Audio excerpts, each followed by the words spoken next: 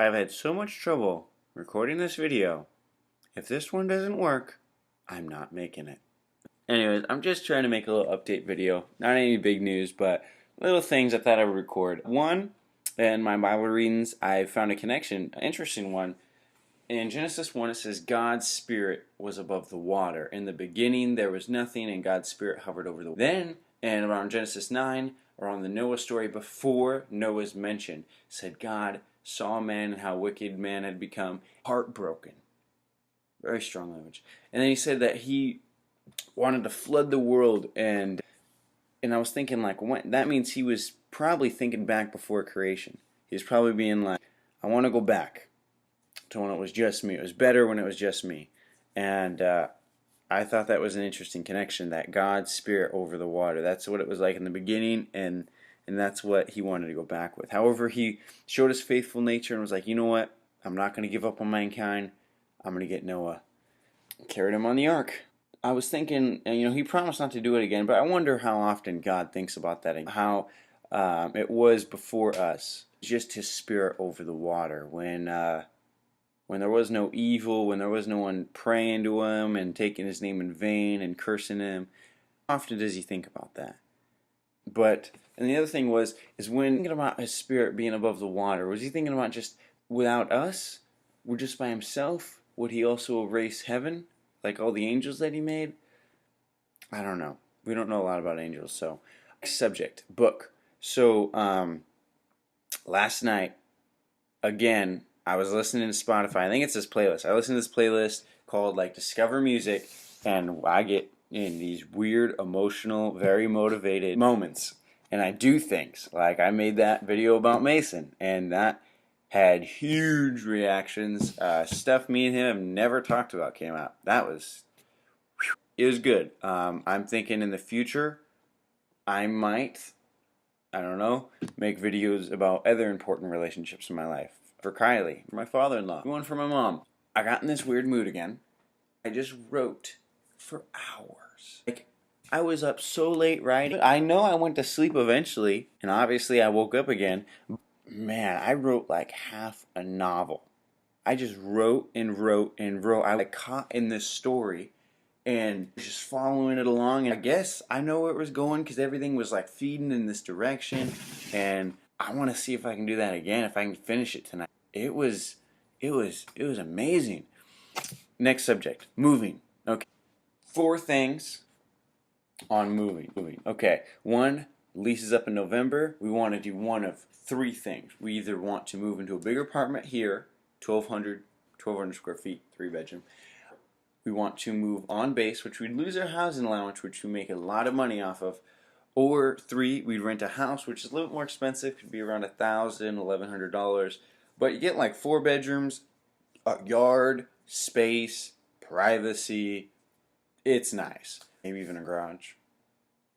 This one is big. You might not think it's big, but Kylie put her number 1 as Washington for us going there in January, which is really huge because she's never lived away from family. In Alaska, obviously there's family there. She grew up there with her immediate family. In Missouri, she has more family there than anyone.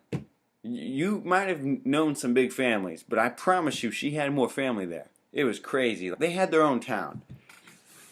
Then here in Texas, she has all of her, tons of family. Got mom, dad, sister, grandma, grandpa, aunt and uncle, multiple aunt and uncles.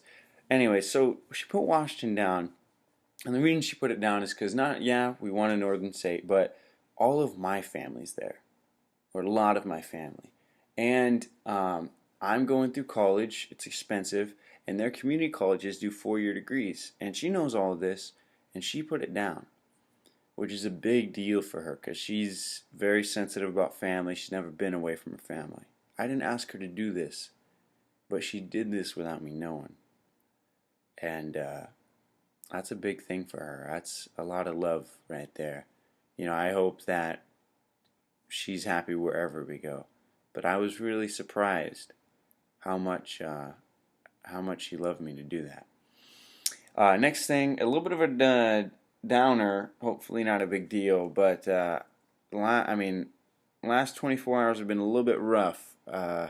I've had worry issues, anxiety issues. I get a little worked up more than most people. Nothing big. I've never been medicated, never gone to a mental hospital or anything, but yeah, I've always been like worried and stressed about certain things. Anyways,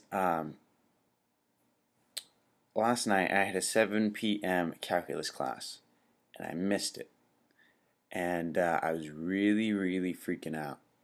I was worried about not getting the material, and so I tried to learn it in the book. I don't know if you've ever read a math book, like without a teacher, and tried to learn something brand new. Math books are useless. They should just stop making math books and just make books with problems. They make books with puzzles. Just make books with problems. Because every math book I've ever seen, they never do a good job at explaining new material. Ever. That's why everyone takes math in person. Anyways, I was not getting it. I was looking at that book for like an hour and a half on just a couple pages trying to get a subject. Couldn't get it. Went on Khan Academy, got it in like minutes. Anyways, really freaking out. Kind of helped me calm down. I apologize for freaking out. Then last night I was dreaming. It wasn't even a stressful dream. It was like doing some circus trick or something like that. But I woke up and it was very, very bad. I could not breathe. I could not, my chest was really tight. I was really dizzy. I couldn't think straight. Everything was going crazy in my head. It was bad.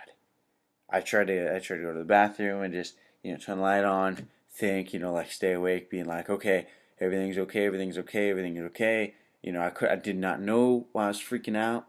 Then I turned on the shower because that's really showers where I think a lot and where I'm very relaxed. I went in there and it took me a long time to calm down. Maybe not a long time, maybe like 20 minutes, but it was really bad. I couldn't believe it. I don't know why. It was the strangest thing. But I've decided that if that starts happening again like 2 more times, I'm going to go get myself checked out. So hopefully nothing happens, but that's freaky. I'm kind of wondering if anyone else deals with that, just random anxiety. Like I've normally just worried a little bit more. I've never had like serious anxiety, but man, last night is bad. Anyways, on a closing note, holy crap, this video is long. All right, I'm going to stop it.